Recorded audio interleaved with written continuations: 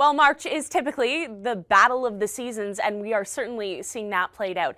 Through the overnight tonight, I'm Michelle Mackey for the Weather Network. We have some snow through the Intermountain West, rain for the Pacific Northwest, a clipper skirting through the Midwest, and then down towards the south, we have some very powerful thunderstorms, some of which even have some rotation on them, and then kind of the bullseye for the most severe weather is Missouri, Tennessee, Arkansas, and this is thanks to a developing low pressure system.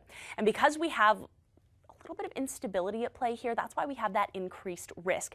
Now, Friday, the cold front associated with this same low is going to bring the risk of some thunderstorms from Texas all the way up to Georgia. Now, it's not quite as impressive in terms of the severity of these storms, but still, be careful. Those thunderstorms likely to fire up into the evening.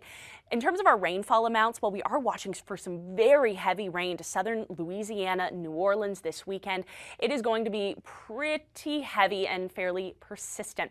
To the northeast, we have an area of low pressure that's going to be just skirting up New England, and that's going to be bringing us some snow because temperatures are quite cool. New York to Boston, you'll be getting into that on Friday, but it doesn't end there because we have a series of clippers, as I mentioned off the start. So let's break down what's happening on Friday. There's clipper number one, rain to the south, snow to the north. Our next clipper is going to move through on Sunday for the region, but this one takes a more southerly track. But look at this.